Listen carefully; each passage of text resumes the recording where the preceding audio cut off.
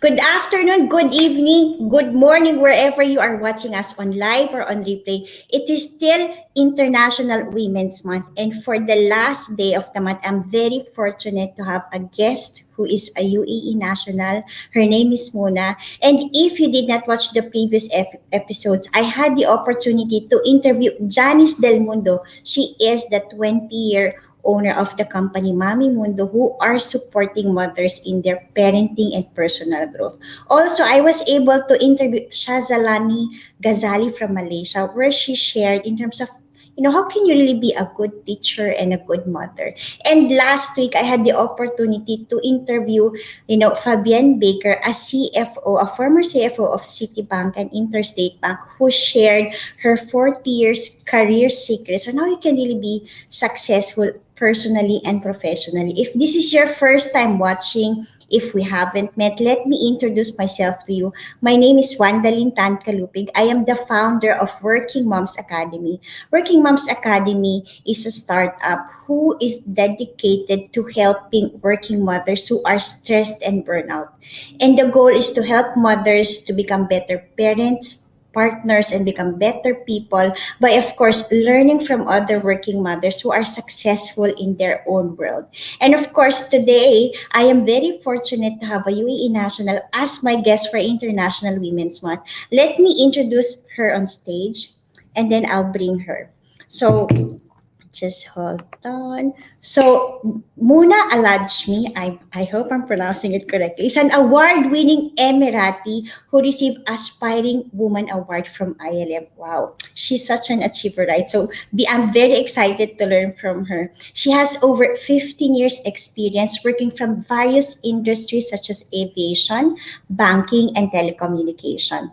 She is a senior certified coach, certified management consultant, and certified institutional trainer who trained over 1,500 employees from government and private organizations, both in English and Arabic. So today, for the last day of International Women's Day, let me welcome Muna on stage. If you don't see me later because of my internet connection, please ask Muna anything. I will still be live on the comment section. And of course, let me bring Muna on stage. Hi, Muna. Thank you again for saying yes. Thank you. It's my pleasure actually to be part of this actually and asking and answering questions about mom and working mom. It's a pleasure for me, to be honest, to be part of the team. Thank you. So, initially, Muna's brother Talal is one of our advisors for Working Moms Academy. And, when I was sharing this advocacy, Talal was like, my sister, he was very proud. My sister is a coach and she's also a mother of three. And she has a lot to share. And I was like, yes, I am very excited to have her. So let's get it rolling Muna. So in terms of, I just want to know, what is your most favorite part as a working mom? Because, when I became a working mom 12 years ago, initially I was overwhelmed because life has no manual, right? How can I be a career woman and still a mother? And I was trying to still grasp, how do I live this life with family, career, and a small child depending on you? So, what is your favorite part about being a working mom? My favorite part of it, I'm a people person, so I like to exchange, interact with people, build network, talking, exchange ideas, knowledge. That's me. Naturally, that's me, right? So I like to be contributing to the society. So I like to be aware about what's happening around me, what is up to date. Because as a mom, sometimes you be into being a mother for a long time. You be a little bit isolated from the society. You don't know what's happening around you. Your True. kids are catching up because of the internet and you are actually left behind. So I want to avoid that. So that's what's the favorite about my work, because I have working moms with me, so we can actually talk about actually how they raise up their kids. I can get actually experience from them. Maybe they have older kids than my kids because my kids are younger, and so on. So that's what's the favorite part of my work actually. Rather than of course, I studied and I want actually to invest in working because I spend lots of time and money in my studies. So at least I have some sort of return on investment. So that's Mm, actually. Yeah. That's very good. Thank you for sharing. I think you are correct. I think when you have children, they start. I mean, they're still continuously learning, right? And I remember one of those days, my daughter was telling me, "Do you know, mommy, that Pluto is not anymore a planet?" She was telling me when you were studying in your academics, I know Pluto's still a planet, but mommy, it is not. So just know it, okay, mommy? So I think kids really. I mean, I always tell my daughters I'm continuously learning and unlearning because of them, Yeah, right? The of new course. ways of living, yeah, because of them. Yeah, and because when I studied in Arabic, which is my mother tongue, right? My kids now they study in English. So even Oh. when I teach them math and physics in all the, I mean science, I study those in Arabic. So some words even I don't know it in English. All right. Learning from me when I teach them, or they ask me, "Mom, what's the meaning of this? I did this equation, I did this in math," and I said, "What is actually in Arabic?" I go to Google and translate sometimes, even though I'm from the science section, but because I study it in Arabic, so it's actually it's a good interaction with my kids, and at the same time, I'm learning a new stuff. So That's very good. Thank you for sharing. Okay, let me move to the next question because see, all yeah, the questions I have are the questions from other mothers. Because I okay. asked a lot of mommy communities in terms of what do you want to know from another mother? Because they said, success leaves clues, and the best way for us to learn is from learning from each other. So my next question is, what are the challenges that you face all throughout your journey, and how did you overcome it? I'll just give you a little history about me. So Mhm. I studied network engineering, which is 20 years back, right? In 20 years back, network engineering was dominantly for men. So you will not see Mm. few female actually studying this kind of major. So I was struggling a lot to find a job which suits my studies, and it was really black and white. Like I want to work to find a job related to my studies. But when you look to your transcripts, sometimes you see some subjects you took, but you don't. I mean, you took it like once in a semester or something, but you don't. It's not your core capability or your core skills as part of the major. So when I look to my transcript, oh, I study project management. Why I don't work in project management? And in my days, project management dominantly for female, right? So you see, Mm. all the project managers are female. Until now, I think the majority of them are female. So when I joined the banking sector as a project analyst, I was working IT projects. So I have an engineering background, so I can understand what IT projects are. At the same time, my job role was projects. So I Mm. learned from those challenges because I spent like months searching for a job at that time. So it's nothing black and white, right? So it doesn't mean like you study a core capability or core skills in university. This means this is what you will get in your work life. Sometimes you have to think a little bit out of the box. Sometimes you have to look to the soft skills rather than the core business or core capabilities of your major. So that's one of the challenges I faced when I started actually working. The second thing when I start as a challenge, it's actually the working hours are different because I was studying and working at the same time. Because in my days, because I did my higher diploma, then I had to do my batch. When I do my batch, it was mandatory to work and study. Nowadays they don't have this, but in my days it was. So I was working and studying. So basically, I work from the morning till the afternoon at 4. Then I leave straight to the university till 11 p.m. This is basically every day I was like this. So for 2 years till I got my bachelor degree. So for me, what I struggle is actually time management. I don't have a social life. Thanks God I was single at that time, so I have some sort of flexibility. But because I earned this as a skill that to work under pressure and everything, when I got married immediately afterwards, and I had my first child. I continue actually studying and working. Till now, I'm studying and working. I'm doing my PhD at the same time I'm working. So I finished my bachelor, I finished my master's, and now I'm in my second year in my PhD. So it got me. It was a challenge, but I transfer it to a skill. So I get used now to study and work. So uh, my takeaway for working mothers, you will face lots of challenges, but it's your choice to transfer those challenges to opportunities. So don't think it from like as a challenge, it's a showstopper, like I have to stop, I cannot pursue my dreams or I cannot proceed further. So take it from a positive kind of view.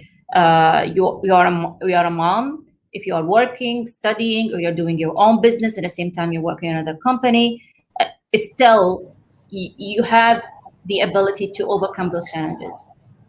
So this is actually one or two challenges I faced till now, actually, as a working mom. Hmm. Thank you for sharing that, Muna. I mean, I can see a lot. I mean, I can sense how much difficult you have been through. I mean, studying and then working at the same time and then having a child at the same time. It Yeah, could be so many things, right? But I think I love what you said. Your challenges are opportunities.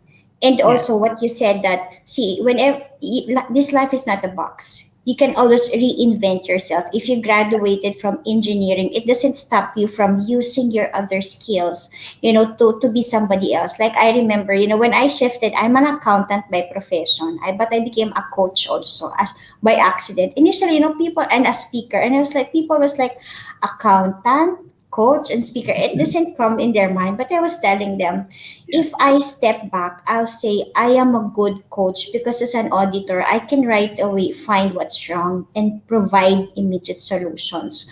So, what I also believe is that every experience that you have is actually a skill that you can use to use it for a bigger and better purpose. So that's also what I want to say to others. So thank you for sharing that. Next question, Muna. Okay, so how I know a lot of people are finding it difficult to adjust because of the new normal. So can you give us some tips? How did you evolve and how did you really manage yourself during the new normal? How did life change for you?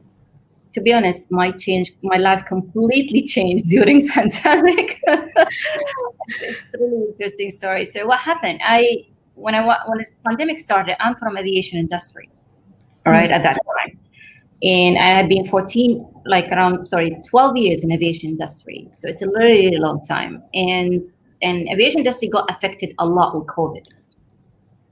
So it was lockdown, airports are closed, you don't have passengers, people are not flying. So for me, when this has happened, it was a wake up call, right? So I said, oh my God. And I never thought aviation would get, actually, it's usually a matured industry. Like it will not cover company, like an airport would be closed and no one will travel. And I'm actually a frequent traveler. I travel a lot. So it was a wake up call, and I said, okay, why I don't utilize this time for something else, right? So what I have done, I'm a good speaker as a skill. I have that. I know that like I can speak because I teach in university at the same time. I said, okay, why I don't provide training? Why I don't provide? Why I don't be a certified coach? So actually, I utilize the lockdown time to go to through trainings. So I did ICF training. I did the certified, trainer. I registered in my university to become a teacher, and they give me this opportunity because I'm a PhD student. So they said to me, okay, you can teach master students if you want. So I took a subject and I was teaching, and everything is online. So I'm at home because everywhere is lockdown. So sometimes people they look to the pandemic, it's a bad thing, but when you look deep to it, because of remote working and remote kind of training, sometimes you can utilize this for your own benefit, right? My kids, for example, because of the learning, they're working from home and they study from home. Schools are closed. They become more independent. Before they were depending on me to teach them, depending on me to go through their homeworks and everything. Once I just pull the plug out and I don't want to deal with them, I said, do it alone, be independent. They become independent. And for me, it was a good thing. It's not a bad thing. So, and people, they laugh at me at that time. And that's a really, really true story. I said to them, I need to change my job. They said, pandemic? A new job? Are you crazy? I said, yeah, I need to change my job. I don't want my job. Aviation got affected. Let's move to another industry. They said, no, you will not. No one is posting jobs. I said, no, definitely some industries not getting affected that much. Like that's my perception at that time. And to be honest, I got a job in a telecommunication and I moved from aviation during pandemic. So because I have the faith and believe, and I have like I said, yes, let's post my CV, let's approach people, build the network, ask. And actually, they called me and I said, okay, can you do an interview? And I said, okay. And actually, on a field, which is I like, it's my field. All right. It's not like something completely separate. Only the industry is different, but the field is exactly my field. And I said, okay, I will take it. And people, they make fun out of me, to be honest, at that time. It's risky, it's pandemic, it's a secured area. You are in a secured, industry. I know it's get affected, but you are fine. You have been working for a long time. You will not lose your job. And I said, yeah, but I need a change. I Hmm. need a change. Let me away from my comfort zone. Let's take this risk. Why, if the worst case scenario, I will not succeed, but what I have to think about not succeeding, if something in my mind that I will succeed, I will succeed. Why I have to put the failure in the beginning? Why I don't put success in the beginning? So I moved to another industry, and until now, actually in this industry, and I'm very happy where I am now. So, and I've been more than 8 months with them, so 7 months actually. So I'm happy. So this is what and what helped me actually, people around me, they weren't negative, they are mostly positive. They're trying to push me actually to take a decision. And to be honest, my takeaway of this, don't be in your comfort zone, be away from your comfort zone. Just try to change and take the risk, and try. If it succeeded, you'll be happy. If it's not, learn from it. That's my actually experience through the pandemic. I love your story, Muna. I mean, you have totally reinvented yourself. I mean, a lot of people are scared with change, but I can sense how much you love the change and you embrace it. And as you said, that stepping away from your comfort zone has a lot of benefits. I mean, maybe if aviation industry is not good, but there are many industries that is available to everybody with the right skill sets that you have. So thank you for sharing that. And I agree with you. I think my kids also have evolved through the pandemic. Now they're more tech savvy than I am. When I have problems with technology, I'm like, can you help mommy then? But I think I always tell my daughters as well, if you want to learn something, nothing and no one can stop you. Especially now, right? There's so much information available. So I was telling him, I cannot teach you robotics. I cannot teach you computer programming. I never learned that when I was in school. So, but I was telling them, but if you need to learn it, I will learn it with you if I need to. But there is so much, yes, there's so much opportunity now, right, that you can reinvent yourself, continue to learn at. And I love what you said, have faith in yourself that you will succeed, because that's the most important. Wow, thank you. I'm learning at. Okay, let's move to the right question. So Yeah. how did you find the right career for you? I think this is always the question of a lot of mothers, right? I mean, you have children to take care of. You also want a career, of course, because study said 94% of women want financial independence. But the question is, how can you find what is right for you? Okay, so in the beginning, you might say like, "I need to try," because you're not being in work yet. So you want to try industries, you want to try sections, department. You do cross-functional change. You move from a department to department. You move from corporate to private, private to government. So people sometimes they have this kind of around for 1 or 2 years, all right, in the Sure. beginning, and that's what I did in the beginning. Second, when I started putting a goal, like I Mm. want to achieve this for the next whatever, a year, 2 years, 3 years, whatever, I have to do a SWOT analysis for myself. What is Mm. my weakness? What is my opportunities, and what my threats? So most of the when you actually, and you have to be honest with yourself when you write it, and you have to write it down, because when you write it down, it sticks in the mind. Right? When you Mm. actually just True. dreaming about it or say it in a very loud voice, it doesn't come. So when you write it down, it's different. And you will notice, and I did this exercise with many kind of mothers. They always put the weakness a big list, and the strength is a very small one. And the rule is your weakness never over no, outweigh your strength. Your weakness is very limited, by the way. It's not that much huge. All right. So your strength should be too big. Right. And people, they don't, and majority of women, they or mothers, they don't put that much at all, because they always have this kind of guilt, right? Oh, I'm not doing Hmm. oh no, I didn't study that much. I'm not smart. No, my education was not that good. I wasn't actually graduated with highest honor or not for the right GPA or what. So always they refer to the bad things. You don't get the good things in your mind, and this is natural with a human being. So don't get me wrong. Not mothers only, or even actually, if I have a communication with a child or an adult male, he will think the same. So when you be actually doing a SWOT analysis yourself, you find opportunities because you look to your weakness and try to find opportunities to you.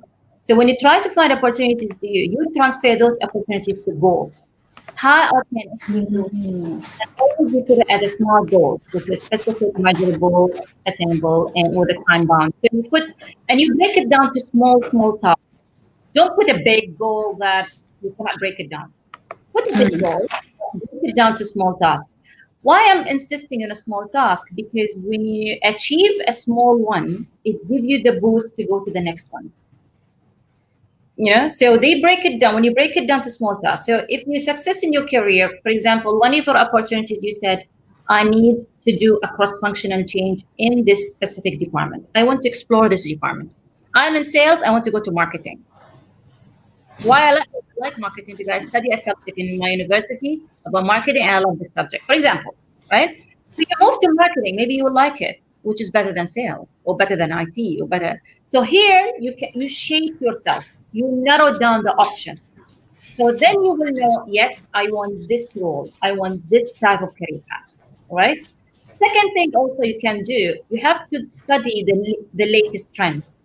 Some some departments or some majors will be eliminated due to technology. You know that iCloud, blockchain, whatever comes. I'm not familiar with those, but I know that those are actually will eliminate some sort of jobs, or many things will be automated.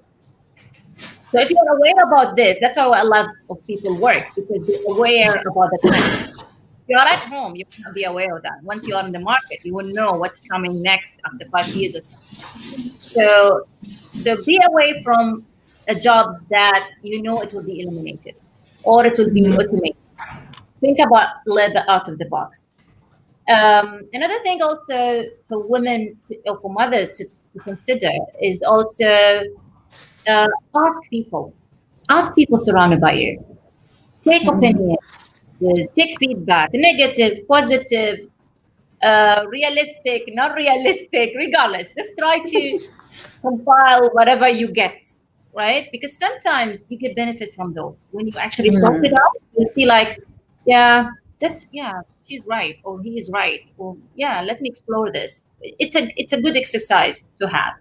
So that's actually as a tips how you can succeed in your work. And always I said, regardless of age, you should have a 5 year plan, 10 years plan, retirement plan. So some mothers, they don't know what is their retirement plan, even if they are working, even if they are successful. What is your retirement plan? What you will do at the age of 50, 60, 70? What are you doing? They don't have this because they are succeeding in work and they are in their comfort zone. Oh, I reached a CEO level or a VP level or this VP level. I'm happy where I am. Yes, but you will retire one day.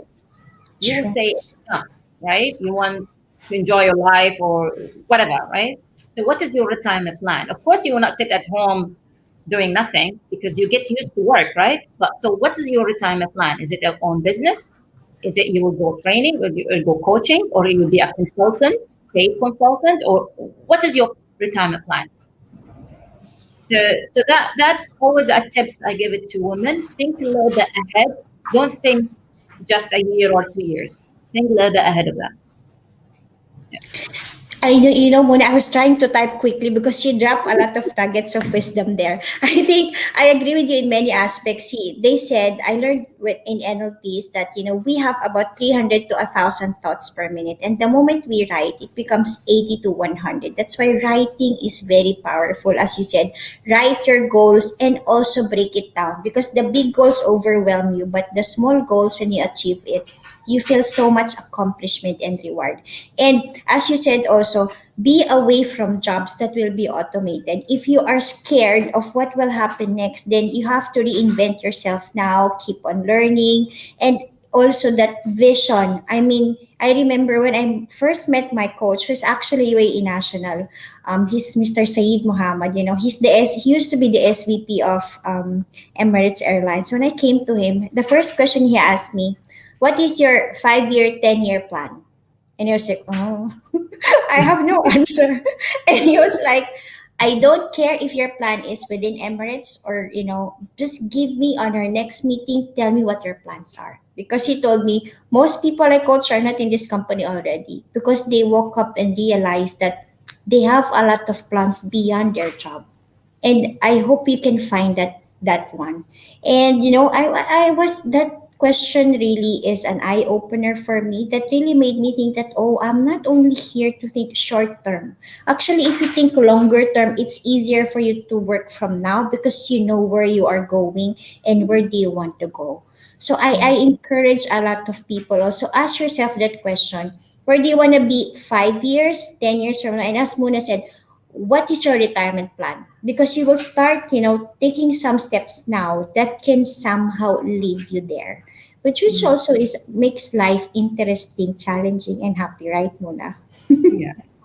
Yeah. Okay, let me ask this question next.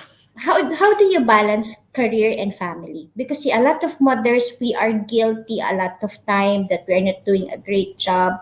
And sometimes also work is there. How do you really manage life, family, and career? Um, in the beginning, I felt this guilt, to be honest, because I told you till now I'm studying and working, so usually I'm occupied. Then I read a book. I don't remember the name of the book, and I met a very wonderful woman. She said, by the way, mothers always calculate based on hours, how many hours they sit with their kids. Hmm. Usually, it's how much quality time you give them. It's not the length, because sometimes you spend half an hour with your child and you give the maximum love, attention, and everything in half an hour. That's enough than 6 hours, and you are feeling miserable and not happy and overwhelmed and stressed.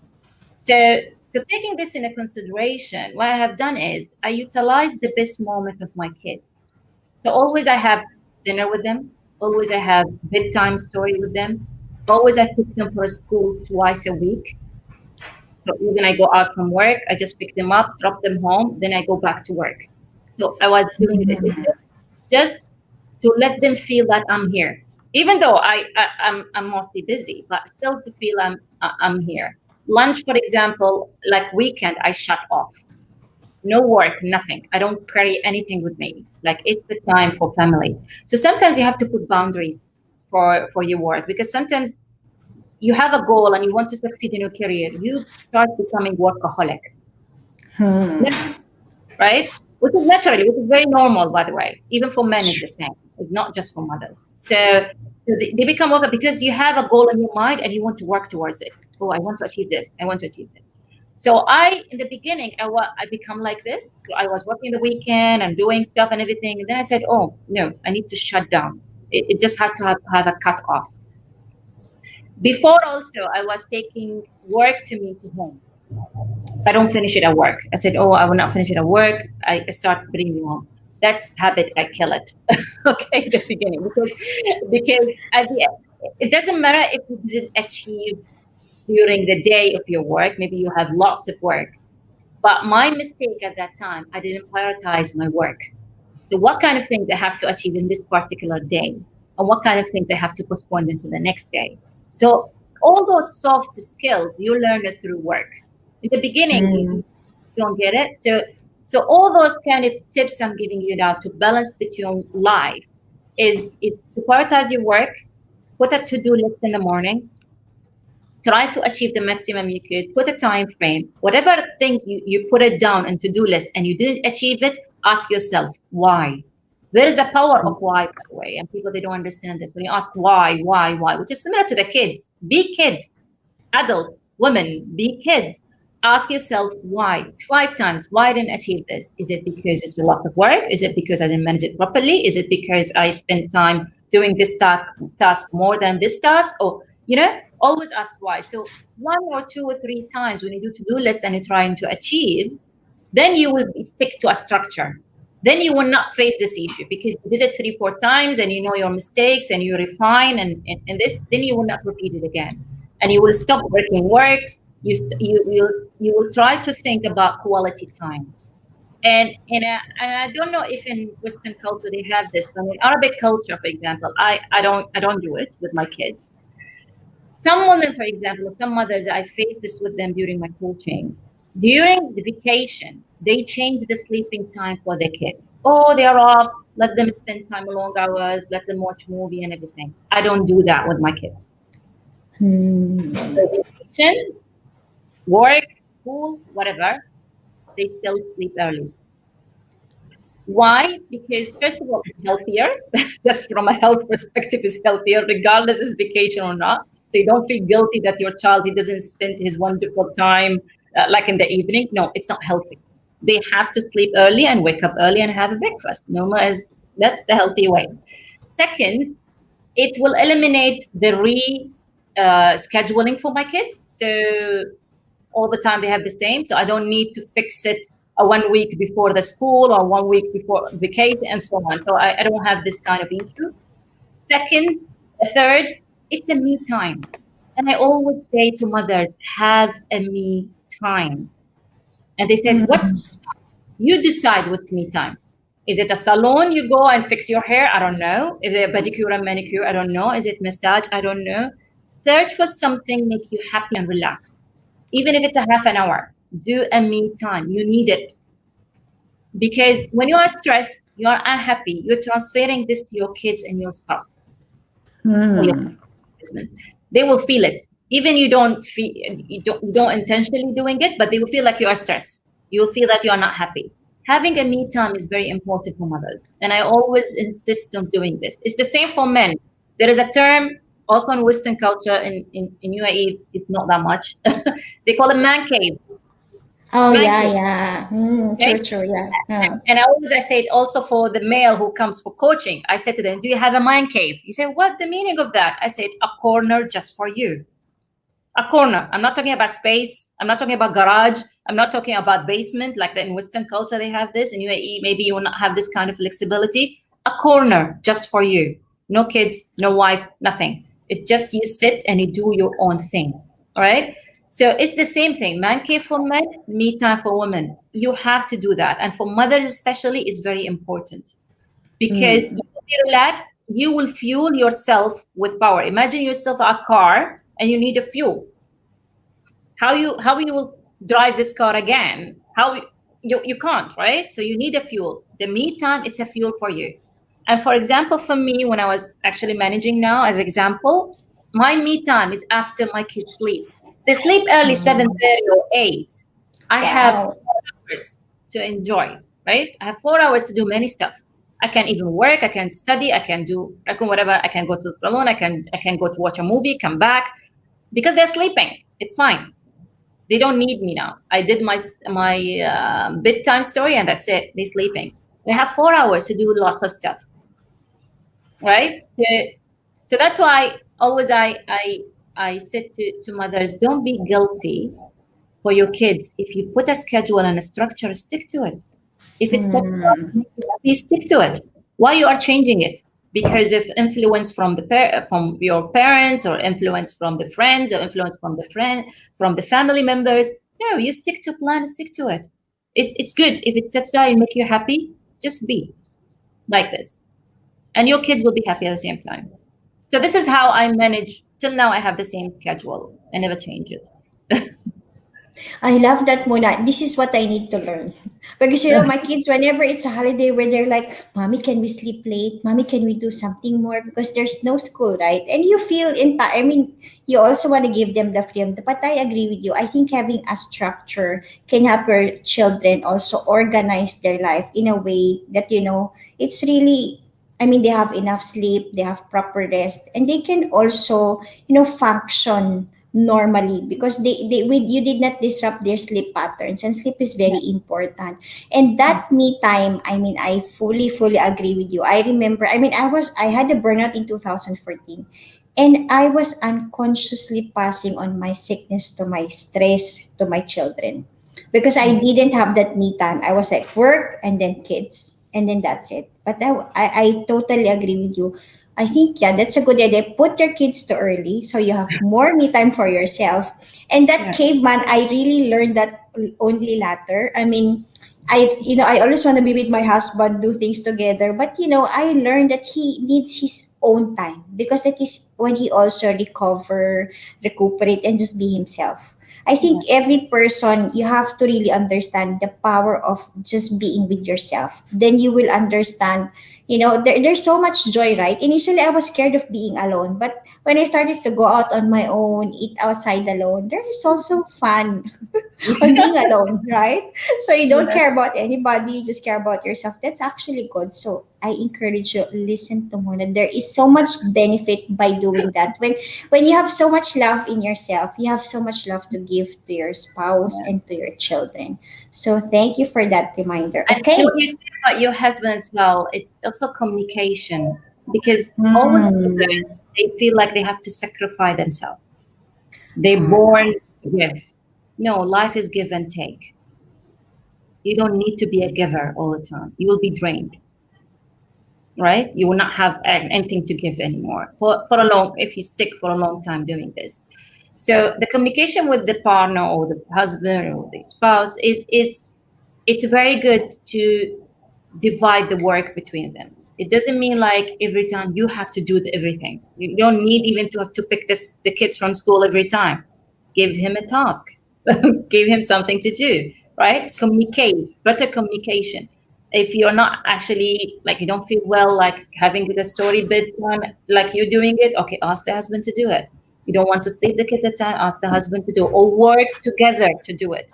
Sometimes emotion support is better than even physical support, right? Like someone helping Hmm. you to carry True. stuff. Even if someone with you emotionally, also it helps. All right. So don't isolate yourself like you have to be the superwoman and to provide everything, and there is no one helping you, that you are a single mom. Sometimes mothers they have husbands, but they act like a single moms, right? Hmm. And you don't have Yeah. to. You have someone helping you. And he's asking you, you have to tell this person that you need it. Sometimes the perception of the spouse that, oh, she's handling it. She get you do Hmm. it. Sometimes go and speak about it. No, I need your help on that. Can you do this? It doesn't mean it should be a big job for for the guy, but still something emotionally he can help you with. It will relieve. You will feel like there is a balance, there a work-life balance you created, even with a small, very small help from his side. Hmm. I'm learning a lot. See, work with your partner. I agree with you, Mona. I can sense how much your husband is very lucky to have you. See, you understand him, and you also understand the power of communication. Okay, we're almost towards the end. Yeah. What are your three tips? How can really mothers succeed personally and professionally? Because, as they said, especially during the pandemic, 1 in 4 women are leaving their jobs, and people are finding it difficult. What are your three tips for working moms to have a life and a career? All right. So in the beginning, I'll give you three tips, but they're all connected to each other. So Ah. the first thing is, if you're planning in pandemic to change your job or to have a new life, a new or to work towards your career dream job, let's say, have a communication strategy. Networking strategy is very important. Hmm. Uh, the job, by the way, jobs are curated, is not actually posted, and you apply for it. Some jobs are not Hmm. posted. They created it for you. But how they will know you unless you advertise yourself and promote yourself and talk to people and approach your networks. Go to LinkedIn. It doesn't mean you post on LinkedIn that's actually the correct post. Sometimes the posts are not there. It's with the HR, but they don't post it in LinkedIn, for example. So Hmm. you approach people, tell them that you are interested, you want to change, and to be honest, most of the companies they like people to change. Have this mindset. When you have this mindset, always like in recruiters, they say, for example, when a person has this kind of mindset, they are willing to give. They are adapting any changes in case of any happen to the organization, like strategy change, organization structure change, because it's happened. It's pandemic. People they go through organization structure a lot. So this person can adapt because he's willing to change. He wants to change, right? So this is also the message you have to send to the recruiters or to the companies that you want to work with. So, and this one will make you to be away from your comfort zone. And why the comfort zone? If you think like the job will come to you, that it has been tailored for you, you are actually in a wrong position because that's not happening. The searching for a job is a full-time job. All right. So it's not like an easy, like just I apply, oh yeah, it will come to me. No, it's a full-time job when you search for a job. Even if you have a job role, it's another job that you are searching for another job. Because so this is the first tip. The second tip is be surrounded by positive people. Any toxic people, get away from them. Because those toxic people, they will find your weaknesses and they will try attack you and try to demotivate you. You don't want those people in your life. You want someone to motivate you, someone to help you, support you, help in your decision making, whatever actually challenges you are facing, supporting you. And always I say, even when you do your SWOT analysis at that time, when you strengthen your powers or when you excel your strength, people they don't look to your weakness. They cannot see it. You are the only one, all right? So because your strength is so big and you are really excelling it, they don't see your flaws. And this is what you are surrounded by positive people. The last tip I said about it is get a 360 feedback. Get 360 are from friends, family, partners, suppliers, your company, your any kind of company you dealt with, the external, internal. Take negative and positive. If it's positive, try to embrace it and actually celebrate success. Why you don't celebrate success? Celebrate it. If you are actually negative, try to find an area of improvements. Don't be upset. Everyone has negative stuff and everyone has weakness. All right. Try to see why, because sometimes and this is why usually I hear it from women. Oh, people they're jealous. Women are jealous from each other. They say bad stuff. If it's true, imagine if it's true, right? She's jealous from you. She said bad things about you. But if this bad thing has been repeated from different people, here is a question. So take the bad stuff and see if it's repeated it if this has been mentioned by another person, a supplier or a stakeholder, whatever you dealt with, but in a different way. Maybe the wording is different. All right. So then you check, oh, there is an area of improvement. I will put an action plan and it works towards it. So those are the three tips I always tell to any a person comes to me for coaching, especially related to career. Those are very powerful tips. Thank you, Mona. So you said, be away from your comfort zone, have a communication strategy, surround yourself with the right people, and get feedback. Yeah, I think, getting feedback is always the best way to grow. So, okay, the last question for me, it's International Women's Month, and they always say the theme of the year is about choose to challenge. I said in International Women's, I choose to challenge every woman to become their own hero. Because I think we women always I used to be always pretending like a victim. But when I chose to become my own hero, to own my problems, to find my solutions, as you said, asking yourself, why? And that is where you will really grow. So what do you choose to challenge every woman and working mom? It's a really nice question. So for to challenge every working mom, to tell her that first of all she has to have to think about herself, that she has to be proud of herself. If you reach to that limit that you are proud of yourself, believe me, none of those stress and everything, and be thankful to yourself.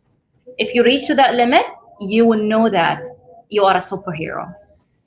It's often said, like, I know many women, they rejected to have kids due to fear. They said, I cannot raise a kid. I have to work, and I have to, and I leave him with who, or I leave the child with who, and I cannot. And being a mom, it's already an achievement. It's a full stop. You cannot question that you are not a mom.